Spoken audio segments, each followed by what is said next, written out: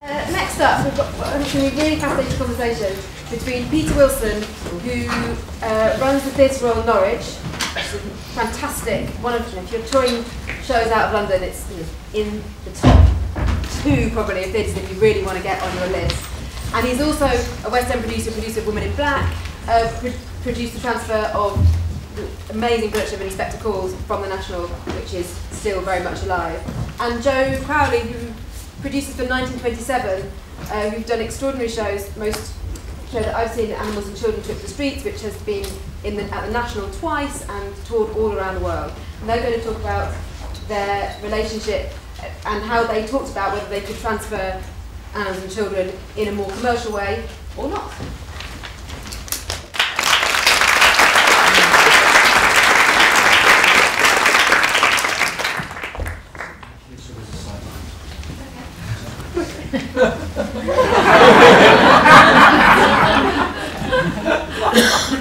You first.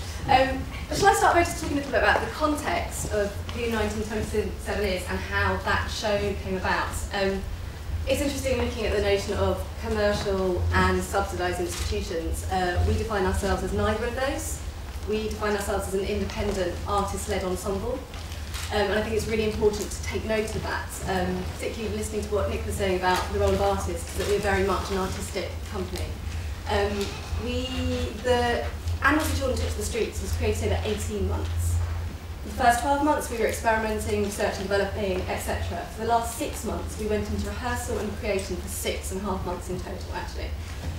That was 6.5 months of 7 days a week working.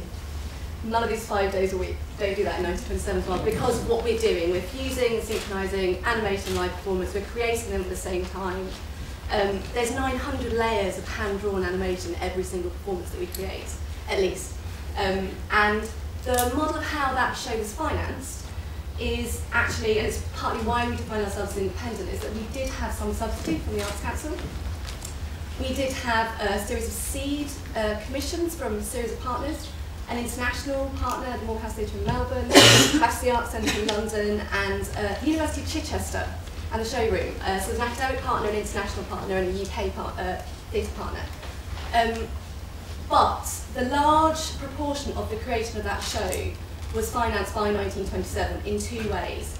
One was by actual money that we'd made through touring our previous show for a year around the world. Every single penny that we made on that show was channeled directly into being able to spend 18 months creating a show. The second way that we financed it was actually not by financing, but providing everything in kind. 6.5 weeks, 6.5 months of rehearsals. For the first 5 months of that, I'll be honest, everyone in the company, there's 5 people in the company, were paid £100 a week, working 7 days a week. That is the reality of how we finance the creation of our show. I think it's important, why? Because it was our baby. It really, really, really was. Like, we had no idea on earth what we were creating at all. We had no idea whether anyone would like it, but it was a baby. We were gently, carefully nurturing over a long period of time. The show actually opened internationally before it opened in the UK. We spent 6 weeks in Australia, premiering our second show at Sydney Opera House. Insane thing to do. Why? But it worked. And then we toured it in Australia 3 weeks to Melbourne. So by the time it arrived in London, we'd spent 6 weeks touring it and developing it and cutting it, editing it and changing it and then performing it every single night. When we landed in London, we had no idea how many phone calls we would get from different commercial producers wanting to have a conversation with us. And we had no idea how to deal with them. Peter was one of those people that we did have a conversation with, and who actually we then continued to have a series of conversations with over the next 5 months. This is, we're talking about December 2010. Yes. When I saw it at the Arts Centre, I don't know how many of you have seen the show. It remains extraordinary. And I saw Suzanne, I think, the following day or the following week. We started the conversations in December of 2010. It became obvious that though it was a huge success at Battersea, to move it into the West End would be a risk, because it was a risk. Well, it not be. It wasn't until August of 2011, I think, when the National Theatre decided to bring us into the Cottage Club, that it seemed to me as a commercial producer, and as Eleanor said, I've brought the inspector in the National Theatre. I worked with subsidised theatres before, and it seemed to me, finally with the National Theatre in Primatur, there was kind of a hook on which this production, if it worked at the National over Christmas of 2011-12, could move straight into the Arts Theatre, which seemed to me about the right size. It's always necessary to have a show in a theatre that's slightly too small for it. So you can feel the energy kind of bulging at the walls. So we started negotiations simultaneously in seriousness, I think, with you at that stage and with the Arts Theatre. And now, pass back to Jo. Yes, so I guess while these conversations were happening, there were a series of other things that were happening, which informed how the conversations ended ultimately. And I think there's some important things to take note of here and to explore, which is particularly the relationship between those people that have been in the organisations and institutions that have been involved in the coming about of a piece of work. We had a number of serious and difficult conversations, if I'm completely honest, around with some of the subsidisers, original commissioners of the show, who wanted to be overly involved in the exploitation of the work. Something which was hard, because like I say, we spent 18 months creating it, being paid £100 a week for 6 months. You know, it was really like, that little bit of money that went in actually kind of is blurred, very much so.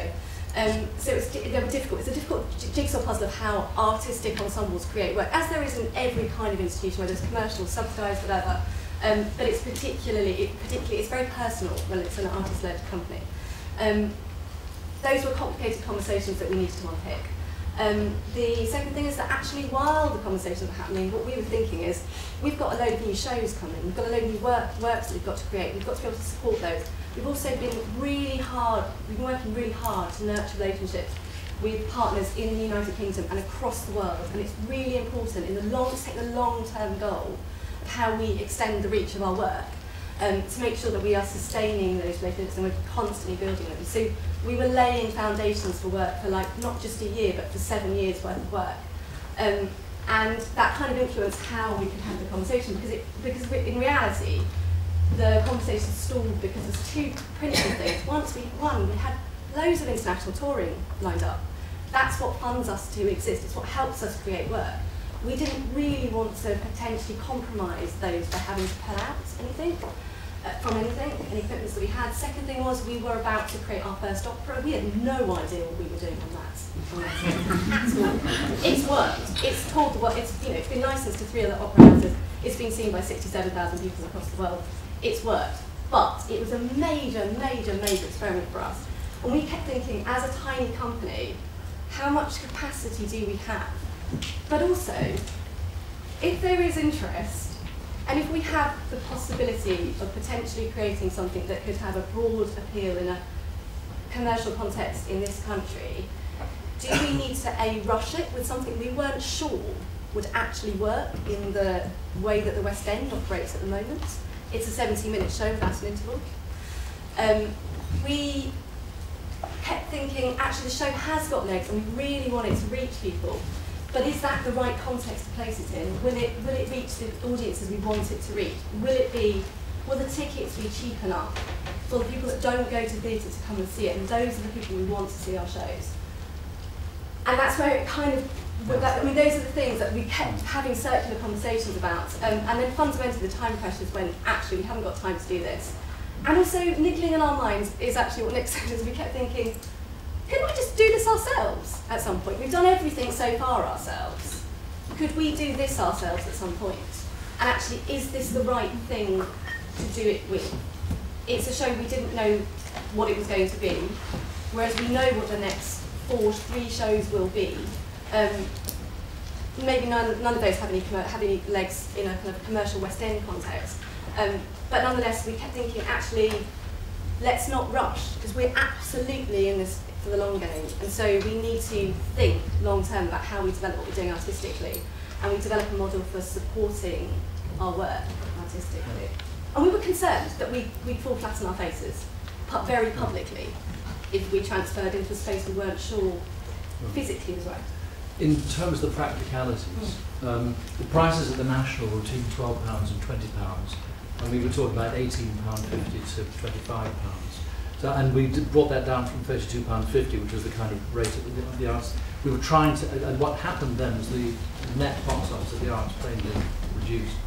So that was one factor. The ticket prices didn't seem to be a bit out of kilter with the national. The length of the show, I don't think was a problem. Art is only 75 minutes long, and as Mina Reyes has bought several swimming pools on art. And what I was hoping between August of 2011 and January of 2012 was that with sufficient time to plan, and one of the difficulties was with a company as successful as this touring all over the world, our conversations were happening sporadically between Bosnia and Herzegovina and Perth and Stavanger and South Africa. It was very difficult to keep a kind of a flow going. But our hope was that once they settled down at the National, once it was open at the National, having toured to a lot of different kinds of venues, large venues, small venues, I assume gyms, and that the show would be, and it's one of the paradoxes about great art, is it's both very fragile in the making and very robust once it's made. That the show was robust enough to go into all these different auditoriums, that the arts would be satisfactory. You could sit down at the National, find some understudies, feed them in gradually to the arts theatre, and only feed them into the show once you and Suzanne were entirely happy with the And at that stage, Suzanne and Paul would be liberated to do the Magic Flute in Berlin, which was going to happen in November of 2012. But it all kind of fell apart in December 2011 because a lot of these conversations, I mean, I wish we'd had this conversation a little while ago. You'd all leave so we can continue this conversation. But what we could not know, of course, was the conversation taking place inside the company. All I knew was that the deadlines for print and for the arts and for the money and such were kind of getting closer and closer and closer. And there comes a point where it's simply not practical. And it all fell apart, I think, for the reasons of practicality in December of 2011. But as a model of how we respected each other throughout, I think we never really discussed the role of the commercial and the publicly funded organisations, and it might have been helpful to have had an intermediary of some kind, translating ourselves to each other, because maybe we just speak different languages. And I mean, the failure is mine, the success is yours. It's very, I try and increase shareholder value and return money to investors by putting on as best art as I can possibly find at prices that can be afforded. However, you can take the thoroughbred to the stream, but the thoroughbred won't drink. Then you really have to let it go its own way. And I'm perfectly happy where we are now. I was very disappointed and very sorry at the time, and I still castigate myself for the failure.